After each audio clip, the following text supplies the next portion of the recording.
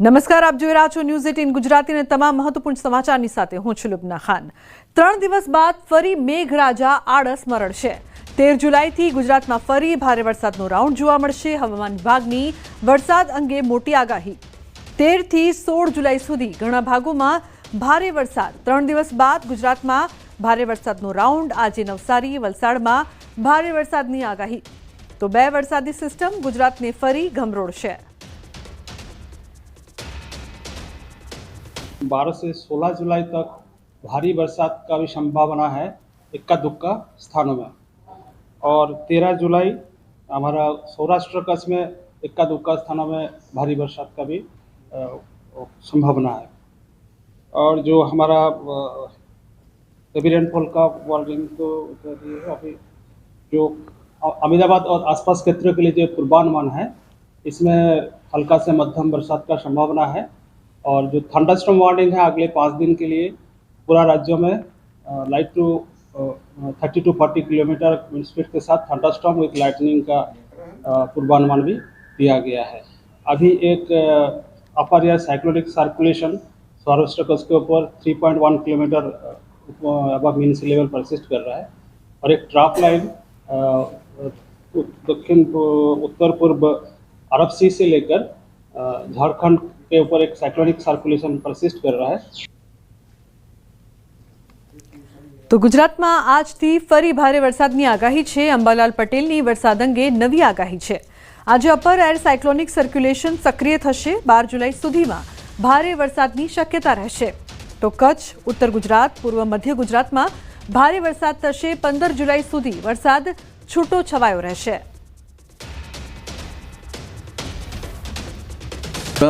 રાજ્યના ભાગોમાં બંગાળ ઉપસાગરનું વહન વરસાદ વરસાવી શકે તેમ છે।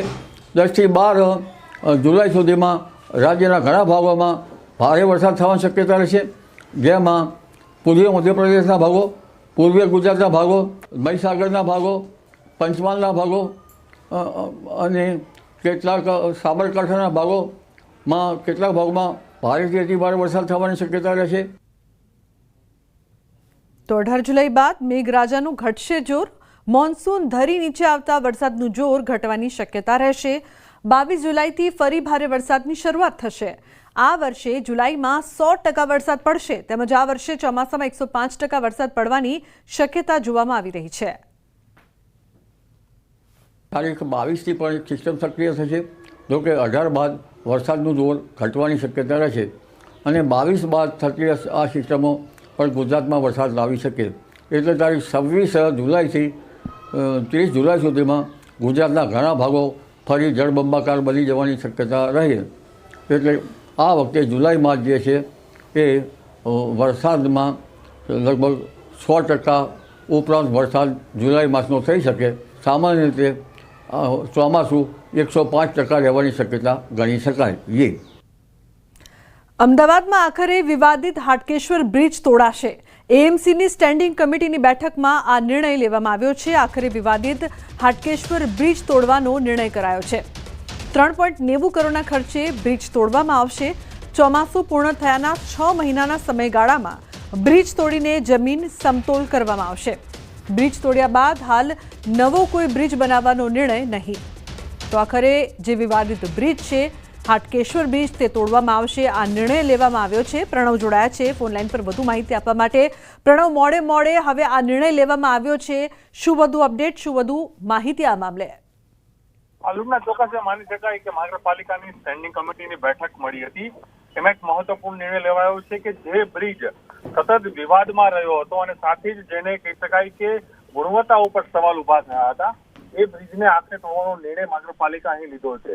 ખાસ કરીને 4 કરોડના ખર્ચે હવે આ બ્રિજ તોડાશે। આ બ્રિજની જે કોસ્ટ હતી એ 45 કરોડ રૂપિયા હતી। તે બજારના ટેક્સનો અહીં એક દુરુપયોગ થયો છે તેવું પણ દેખાઈ રહ્યું છે। તેની એ પણ વાત છે કે આવનારા 6 મહિના સુધી આ બ્રિજ સંપૂર્ણ રીતે જમીન દોસ્ત કરાશે અને નવો બ્રિજ નહીં બનાવવામાં આવે તે પ્રકારનો નિર્ણય છે અહીંથી લેવામાં આવ્યો છે।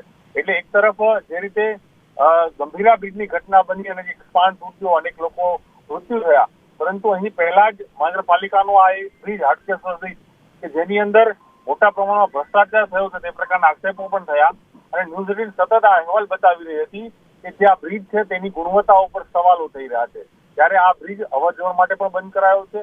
આખરે આ નિર્ણય લેવાયો છે ને આખરે આ જે બ્રિજ છે તેને જમીન દોષ કરવાનું સ્ટેન્ડિંગ કમિટી આજે નિર્ણય લીધો છે. તેમાં પણ 4 કરોડની અધર રકમ છે તેની પાછળ મહાનગરપાલિકા વાપરશે. દુર્ઘટના બાદ હવે તંત્રને યાદ આવ્યું છે. આભાર સમગ્ર માહિતી બદલ. તો આખરે આ વિવાદિત બ્રિજ હવે તોડવામાં આવશે. વડોદરામાં ગંભીરા બ્રિજ દુર્ઘટનામાં મૃત્યુઆંક 17 થયો છે. અત્યાર સુધીમાં કુલ 17 લોકોના મૃતદેહ મળ્યા છે. હજુ પણ 4 જેટલા લોકોની શોધખોળ ચાલુ છે. આજે 5 મૃતદેહ બહાર કાઢવામાં આવ્યા છે. નદીના પટમાં કાદવ કીચડ હોવાથી રેસ્ક્યુ કરવામાં મુશ્કેલી થઈ રહી છે. બ્રિજમાં ખાબકેલા વાહનો સુધી પહોંચવા માટીનો બ્રિજ બનાવાશે.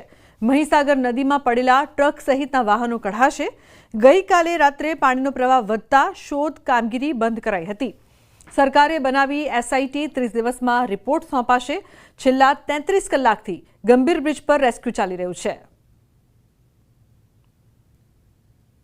ભુજપુર બ્રિજ દુર્ઘટનામાં સેંકડો લોકોએ પોતાના જીવ ગુમાવ્યા છે. ત્યારે ગ્રામજનો હોય કે પરિવારના સભ્યો હોય કે પછી પ્રશાસન હોય, તમામ લોકો જે છે તે લાપતા લોકોને શોધવા માટે તનતોડ મહેનત કરી રહ્યું છે. વાહનો બહાર કાઢવા માટે તનતોડ મહેનત કરી રહ્યું છે. ત્યારે સેવાભાવી સંસ્થાઓ જે છે તે સામે આવી છે અને અહીંયા હાજર તમામ લોકોની મદદ કરી રહી છે. મોટાભાઈ, તમે શું કહેશો? જે ઘટના બની ખરેખર ખૂબ જ દુઃખદ ઘટના છે, પરંતુ માનવતાની દ્રષ્ટિએ તમે સતત ગઈકાલથી લોકોની મદદ કરી અમે સેવા આપી રહ્યા છીએ. જેમ કે મેડિકલ ફેસિલિટી છે, પછી રેસ્ક્યુ કામગીરી છે, બીજું બી મેન પાવર પ્રોવાઈડ કરવાનું હોય તો એ બી અમે કરી રહ્યા છીએ. સાથે સાથે જે પાણીમાં જે કામ કરી રહી છે, જે ટીમ ફાયરની ટીમ, જે એનડીઆરએફ ટીમ છે, એ બી ઘણા સમયથી છેલ્લા 24 કલાકથી કામ કરી રહી છે. એમના માટે ચા નાસ્તાની વ્યવસ્થા છે, પછી જે બી એમને પાણીની પૂરી જરૂરિયાત છે એ બધી અમે પૂરી પાડી રહ્યા છીએ. બિલકુલ. તમે શું કહેશો? ટીમમાં કેટલા સભ્યો છે અને કેટલા સમયથી સતત મહેનત કરી રહ્યા છો? ગઈકાલે જ્યારથી આ ઘટનાની જાણ થઈ ત્યારથી અમારી પૂરી લગભગ 50 જણની ટીમ અહીં હાજર છે અને તમામ સેવા અમે પૂરી પાડવા તત્પર છીએ. અમે ફૂડ પેકેટથી માંડીને પાણી, ચા, નાસ્તો, તમામ જરૂરિયાતો અમે પૂરી કરવા તત્પર છીએ. તેમજ સવારે ખબર પડી કે ચૂનાની જરૂરિયાત છે તો અમે 1 ટન ચૂનો પણ પ્રોવાઈડ કરેલો છે.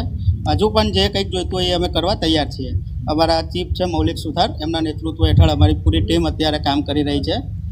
બિલકુલથી તો 50થી વધુ સભ્યો છે ને એમની આખી ટીમ જે છે તે સતત તંત્રની અને લોકોની બંનેની મદદ કરી રહી છે. દ્રશ્યો જોઈ શકાય છે કે તંત્ર જ્યારે ખડે પગે કામ કરી રહ્યું છે ત્યારે તમામ માટે મેડિકલની સુવિધા હોય કે પછી ચા નાસ્તાની સુવિધા હોય, તમામ પ્રકારની સુવિધા જે છે આ ગ્રુપ દ્વારા કરવામાં આવી રહી છે. આ આજુબાજુના દ્રશ્યો પણ બતાવીશું કે જોઈ શકાય છે કે અત્યારે ખૂબ જ મોટી સંખ્યામાં લોકો જે છે આ ઘટના સ્થળ પર ઉપસ્થિત છે. તમામ લોકો જે છે તે ચિંતિત છે, કારણ કે હજી પણ ઘણા લોકો જે છે તે લાપતા છે.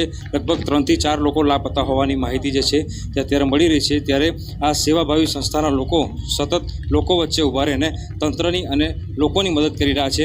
આ એક જ એવો આ કપરો સમય છે કે જ્યારે એક માણસ બીજા માણસને કામ લાગે ત્યારે આજે સેવાભાવી સંસ્થાના તમામ સભ્યો છે, લગભગ 50 સભ્યો છે, તેઓ અત્યારે પોતાની માનવતા જે છે અહીંયા મેકાવી રહ્યા છે. હાર્દિક દીક્ષિત, ન્યૂઝ 18 ગુજરાતી, વડોદરા.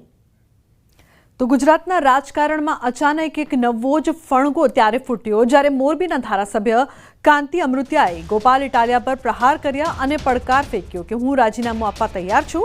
જો હિંમત હોય તો ઇટાલિયા મોરબીમાં મારી સામે ચૂંટણી લડે. જો હારી જઈશ તો ઇટાલિયાને 2 કરોડ હું આપીશ. આ તરફ ગોપાલ ઇટાલિયા લાગ જોઈને જ બેઠા હોય એમ મેદાનમાં આવ્યા. ઇટાલિયાએ પણ અમૃતિયાની ચેલેન્જને સ્વીકારી અને કહ્યું કે 12 જુલાઈએ 12 વાગ્યા સુધીમાં રાજીનામું આપે તો હું લડવા તૈયાર છું. મોરબીમાં હવે મોરે મોરા થવાની તૈયારીમાં ભાજપ એમએલએ કાંતિ અમૃતિયાની રાજીનામાની તૈયારી. હું અને ગોપાલ બંને સાથે રાજીનામું આપીએ.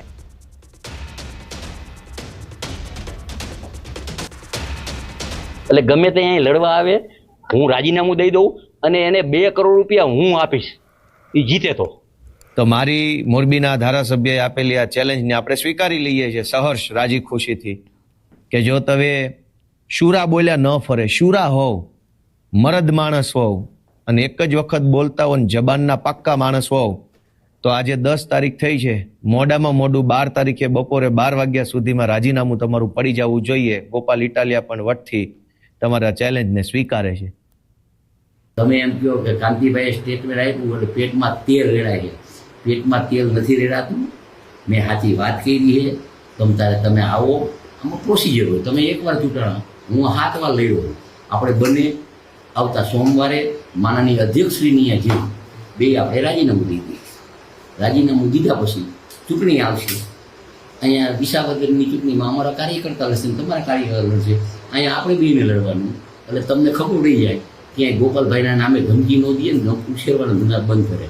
અને હું તો જીવનનો પાકો 98માં પણ આ મોરબીના યાર્ડ માટે હું બોલ્યો હતો કે જમીન જાય તો મારા બાપમાં ફેર હોય, એ જમીન નથી જવા દીધી, મારા ઉપર 120 પી હતો. મને મોરબીના કાર્યકર્તા ઉપર વિશ્વાસ છે કે મારી ચેલેન્જ ઝીલે છે. શું કામ કે એકવાર હરાવ્યા પછી 5 વર્ષ મેં કામ કરી, સેવાકીય કામ, ગામના કામ.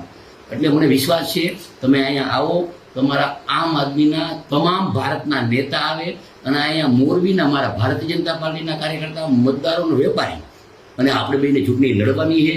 અને જો એમાં તમે પાછા પડ્યા તો તમારા બાપમાં ફેર છે, મારા બાપમાં ફેર છે.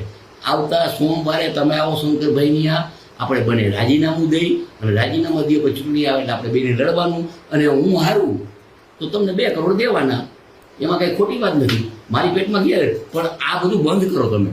એક સીટ આવી વિસાવદરની, એમાં તો આખા ગુજરાતના કાર્યકર્તા ઉપાડો લીધો. ઉછાળવાના ધંધા, ઉશ્કેરવાના ધંધા, જેમ તેમ બોલવાના ધંધા. ગોપાલભાઈ આવે છે તો આમ કંઈ ગોપાલભાઈ કંઈ એવું કંઈ આવે છે, આવી ગયા અહીંયા, ક્યાં હું ના પાડું. અને આવી ગયો સોમવાર રાજીનામું દેવો, અને મારી તૈયારી છે. અન્ય સમાચાર સુરતથી. સુમુલ ડેરીના દૂધના કારોબાર મામલે નિવેદન. મંત્રી મુકેશ પટેલે ગંભીર આક્ષેપો કર્યા. ડેરી બહારથી દૂધ મંગાવવામાં આવે છે, ડિરેક્ટરો આ કારોબારમાં જોડાયેલા છે, કમાણી માટે વ્યવસ્થાનો દુરુપયોગ કરે છે. મુકેશ પટેલે ચીમકી ઉચ્ચારી કે હવે જો બહારથી દૂધ લાવશે તો વહીવટદારને દૂર કરાશે. સરકાર તરફથી આ મામલે કડક પગલાં લેવાઈ રહ્યા છે.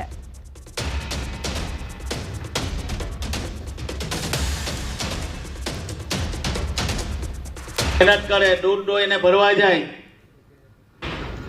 ને આપણા ડિરેક્ટરો મહારાષ્ટ્ર દૂધ લાવીને ટાવે છે. ભાઈ શું કામ? એ તમારા પોતાના ધંધો, પર્સનલ ધંધો બનાવી દીધો છે, તમારા પોતાની કમાણી માટે ધંધો બનાવ્યો છે. એમાં મારા સભાસદોને શું ફાયદો થવાનો છે? ફાયદો ડિરેક્ટરોને થવાનો છે. પણ આવા લોકોને એક પણ લોકોને છોડવાના નથી. માનસિંહભાઈ, સરકાર એની પાસે અમે 1100 મંત્રીનું ઓડિટ કરવા માટે સરકાર તરફથી સૂચના અપાઈ છે કે 1100 મંત્રીનું ઓડિટ કરો. સમાચારમાં આગળ વાત કરીશું ગંભીરા જેવા કેટલા બ્રિજ.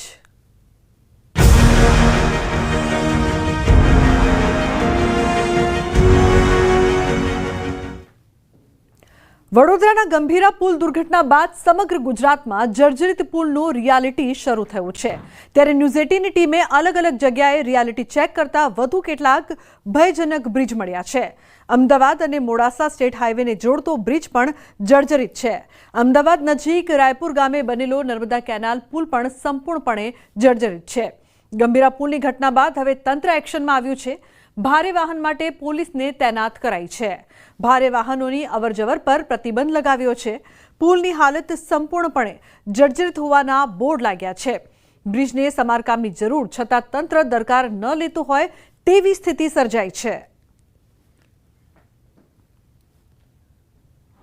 સાહેબ, મારું બાજુમાં ફાર્મ હાઉસ છે, મારાથી આવવું જવું બહુ તકલીફ પડે છે અને આખો ધ્રુજારીવાળો બ્રિજ થઈ જાય છે. અમુક વચ્ચે 20 દિવસ પહેલાં તો આખો આ રોડ બ્લોક કર્યો હતો અને બહુ તકલીફવાળું કામ છે.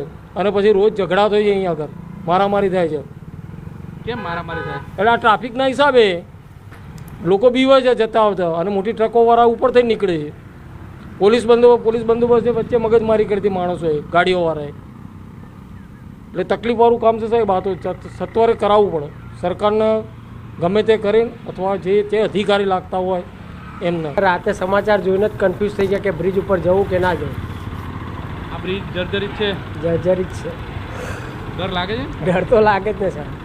હવે પેલા નાના બાળક મરી ગયા, મા બાપ રોતા હોય એટલે ચિંતા લાગે, બીજું કશું છે નહીં.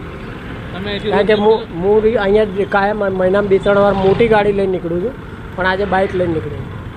કેટલો ડર અનુભવ? ડર તો હવે ભમ દઈને પડી જાય તો પછી એમાં અમારે વહેતું જઈએ, અમારે સમજી લેવાનું કે અમારી મોત થઈ ગઈ. બરોડા પાસે ગઈકાલે દુર્ઘટના સર્જાઈ, બ્રિજ કેલોપ્સ થયો હતો. અત્યારે ન્યૂઝ 18 દ્વારા જે નાના સિટીને જોડતા બ્રિજો જે છે તેની હાલત કેવા પ્રકારની છે તેનું રિયાલિટી ચેક કરવામાં આવી રહ્યું છે. તે અંતર્ગત પણ જર્જરિત બ્રિજો જે છે તે સામે આવી રહ્યા છે અને આ જ પ્રકારની બાબતો જે છે તે વધુ એક વખત જોવા મળી રહી છે. મહત્વનું એ છે કે અમદાવાદથી નીકળો અને દહેગામ તરફ જાઓ ત્યાં પણ આ પ્રકારનો બ્રિજ જર્જરિત અવસ્થાની અંદર જોવા મળી રહ્યો છે. એટલે કે તમારી સામે આ બ્રિજના દ્રશ્યો છે. બ્રિજનો જે ભાગ જે છે એટલે કે આખા બ્રિજની રેલિંગ જે છે તે તૂટી પડેલી જોવા મળી રહી છે. સળિયા પણ નીકળી ચૂક્યા છે અને આ પ્રકારની સ્થિતિમાં આ બ્રિજ જે છે તે જોવા મળી રહ્યો છે. મહત્વનું એ પણ છે કે નીચેનો ભાગ પોર્શન જે છે તે પણ તૂટેલી હાલતની અંદર જોવા મળી રહ્યો છે. એટલે કે અહીંયા પણ ગમે ત્યારે દુર્ઘટના સર્જાય તો નવાઈ નહીં, આ પ્રકારની સ્થિતિમાં આ બ્રિજ જે છે તે જોવા મળી રહ્યો છે. આ બ્રિજમાં હજારો વાહનો રોજબરોજ પસાર થઈ રહ્યા છે. ગઈકાલે જે પ્રકારે બ્રિજ જે કોલેપ્સ થયો છે ને તેના કારણે હવે તંત્ર જાગ્યું છે અને જેને લઈને પોલીસ પ્રોટેક્શન જે છે તે ગોઠવી દેવામાં આવ્યું છે. એટલે કે ભારે વાહનો માટે થઈ અને ડાયવર્ઝન આપવામાં આવી રહ્યા છે. આ પ્રકારનું પોલીસ જે છે તે કામગીરીમાં જોતરાયેલું જોવા મળી રહ્યું છે. એટલે કે ભારે વાહનો જે છે તેને ડાયવર્ઝન આપવામાં આવી રહ્યું છે. પોલીસ જે છે ત્યાં કામગીરી કરતી નજરે પડી રહી છે. મહત્વનું એ છે કે ગઈકાલની ઘટના બાદ તંત્ર એક્શનમાં આવ્યું છે અને ત્યારબાદ આ પ્રકારની સ્થિતિ જોવા મળી રહી છે. પરંતુ વાત એ છે કે અહીંયા વર્ષોથી આ પ્રકારનું બોર્ડ જે છે તે પણ લગાવવામાં આવ્યું છે કે પુલ સાંકડો અને જોખમી છે, જેથી સાવચેતીપૂર્વક વાહન પસાર કરવું. આ પ્રકારના બોર્ડ પણ લગાવવામાં આવ્યા છે. જોકે આ બોર્ડની સાથે સાથે કલેક્ટરનું જાહેરનામું પણ જે છે તે પણ દર્શાવવામાં આવતું હોય છે અને તેમાં પણ લખવામાં આવ્યું છે કે આ ભયજનક જે બ્રિજ છે તેને લઈને ભારે વાહનો ઉપર પ્રતિબંધિત આપવામાં આવતું હોય છે. પરંતુ તમે જોઈ રહ્યા છો કે વાહનોની અવરજવરના કારણે જ ખબર પડે કે આ બ્રિજ ઉપરથી કેટલા વાહનો જે છે તે પસાર થતા હશે. મહેજ જ્યાં બ્રિજ તૂટી ગયો છે ત્યાં આ પ્રકારના પતરા મારી અને કોર્ડન કરી દેવામાં આવ્યું છે અને આ પ્રકારની સ્થિતિ છે. પરંતુ દિવસે આ પ્રકારની સ્થિતિ છે, રાત્રિના સમયે કેવા પ્રકારની થાય એ સૌ કોઈ જે છે તે જાણી શકે છે અને સૌ કોઈ જોઈ શકે છે આ પ્રકારની પરિસ્થિતિ છે. પરંતુ અત્યારે હાલ તો ભારે વાહનો ઉપર આ બ્રિજની ઉપર પ્રતિબંધ આપી દેવામાં આવ્યો છે. મહત્વનું એ છે કે બ્રિજ અત્યારે હાલ તો જર્જરિત અવસ્થાની અંદર જોવા મળી રહ્યો છે. ત્યારે હવે તંત્ર આને લઈને કેટલા કામગીરીના પગલાં ભરે છે, તંત્ર ક્યારે જાગે છે, તંત્ર બોર્ડ લગાવી અને આશ્વાસન આપી રહ્યું છે, પરંતુ તેનું સમારકામ ક્યારે થાય છે અને તેને ક્યારે વ્યવસ્થિત રિપેર થાય છે તે જોવું રહેશે. કેમેરામેન પ્રકાશ દેસાઈ સાથે ગૌતમ શ્રીમાળી, ન્યૂઝ 18 ગુજરાતી, રાયપુર, દહેગામ. તો ભાવનગરથી રાજકોટ અમદાવાદને જોડતા નેશનલ હાઈવે પર વર્તેજ ગામ નજીક સ્ટેટના સમયનો બ્રિજ આવેલો છે. માલિશ્રી નદી પર બનાવવામાં આવેલ એકમાત્ર પુલ 100 વર્ષ કરતાં વધુ જૂનો છે અને આ પુલ હાલમાં જર્જરિત હાલતમાં છે. ગંભીરા પુલ દુર્ઘટના જેવી દુર્ઘટના અહીં પણ સર્જાવાની પૂરેપૂરી સંભાવના છે. આ પુલનું નિર્માણ રાજાશાહી વખતમાં કરવામાં આવ્યું હતું. આટલા વર્ષોથી આ પુલ હોવાના કારણે પુલને ભારે ઘસારો લાગ્યો છે. ગ્રામજનો અને રાજકીય અગ્રણીઓ દ્વારા તંત્રને રજૂઆતો કરવામાં આવી હતી, પરંતુ આજ દિન સુધી પગલાં લેવાયા નથી. ત્યારે આ જર્જરિત પુલનું સમારકામ અથવા નવીનીકરણ કરવાની જરૂર છે. પુલને તાત્કાલિક રિપેર કરવામાં આવે તથા આ પુલમાં જ્યારે ઉપરવાસથી પાણી આવે છે ત્યારે ભાવનગર રાજકોટ હાઈવે સંપૂર્ણપણે બંધ થઈ જાય છે.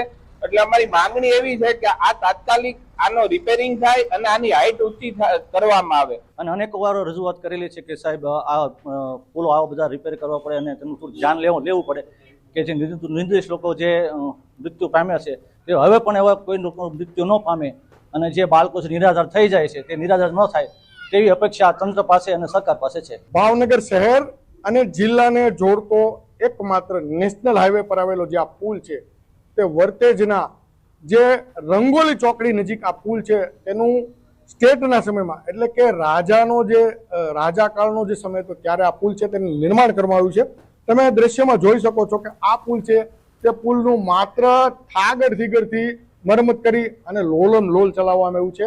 નીચેનો પોર્શન છે તે યોગ્ય છે, પરંતુ ઉપરનો પોર્શન જે પુલનો છે તે સાવ જર્જરિત છે. ફક્ત ડામરના પેચ મારીને આ પુલ છે તેનું નિર્માણ કરવામાં આવ્યું છે.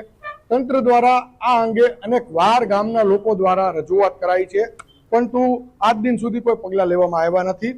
અત્રે ઉલ્લેખનીય છે કે આ માલેશ્રી નદી છે, આ માલેશ્રી નદીમાં દર વર્ષે ચોમાસામાં સમયમાં ઉપરવાસના સારા વરસાદને લઈને આ પુલ પરથી પણ પાણી ગયેલાના અનેક વખત છે જે દાખલાઓ દ્રશ્યો સામે આવ્યા છે, પરંતુ તંત્ર દ્વારા આજ દિન સુધી આ પુલ બાબતે કોઈ ગંભીર નોંધ લેવામાં આવી નથી. ક્યારે તે જોવું રહ્યું કે તંત્ર દ્વારા આ પુલ છે તેનું યોગ્ય મરામત એટલે કે રિપેરિંગ કામ ક્યારે કરવામાં આવશે, અથવા તો નવી ડિઝાઇન સાથે તંત્રના દ્વારા આ પુલની હાઈટ ક્યારે વધારીને નવા પુલનું નિર્માણ કરવામાં આવશે. શું તંત્ર રાહ જોઈ રહ્યું છે કે અન્ય જિલ્લાઓની જેમ અકસ્માત થાય, લોકોના ભોગ લેવાય ક્યારે આ કામ છે એ હાથ ધરવામાં આવશે તે આવનાર સમય બતાવશે. નીતિન ગોહિલ, ન્યૂઝ 18 ગુજરાતી, ભાવનગર. આ તરફ ભાવનગર જિલ્લામાં પણ કેટલાક બ્રિજ પડવાના વાંકે ઊભા છે. મહુવા તાલુકાના બગદાણા ગામમાં આવેલ બગડ બ્રિજના આ દ્રશ્યો ડરામણા છે. બગદાણાથી મહુવા અને જેસર પંથકને જોડતો બ્રિજ જર્જરિત થઈ ગયો છે. 1889માં બનાવાયેલો 36 વર્ષ જૂનો આ બ્રિજ અત્યંત જર્જરિત હાલતમાં છે. બગડા બ્રિજ પર બંને બાજુની પ્રોટેક્શન દિવાલ અને બ્રિજ ધરાશાયી થાય એવી હાલતમાં છે. બ્રિજની નીચે આવેલ પિલ્લરમાં પણ મોટી તિરાડો પડી ગઈ છે. આ દ્રશ્યો જોઈને સવાલ થાય કે શું ભાવનગરનું તંત્ર કોઈ મોટી દુર્ઘટનાની રાહ જોઈ રહ્યું છે?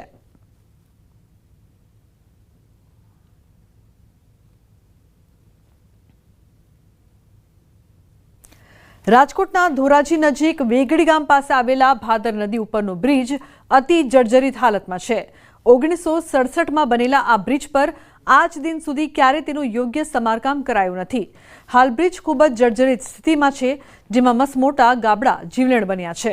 ધોરાજીથી દ્વારકા જામનગર જતા હજારો વાહનો રોજ અહીંથી પસાર થાય છે. વાહન ચાલકોમાં ભયનો માહોલ છે. સ્થાનિકો તાત્કાલિક બ્રિજ સમારકામની માંગ કરી રહ્યા છે.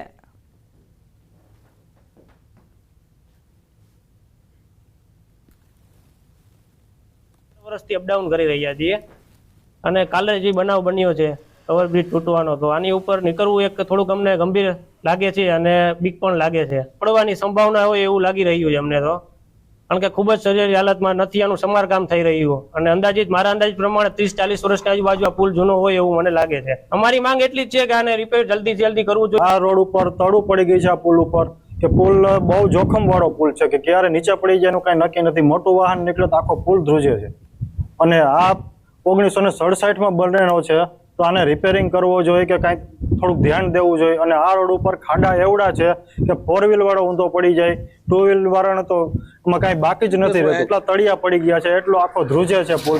ખાલી 4 વ્હીલ નીકળે તો પુલની અંદર ધ્રુજારી એવડી આવે છે. ધોરાજી પાસે આવેલ જે ભાદર 2 ડેમ છે, જે બ્રિજ બનાવવામાં આવ્યો 1967માં તે બ્રિજ બનાવવામાં આવ્યો હતો.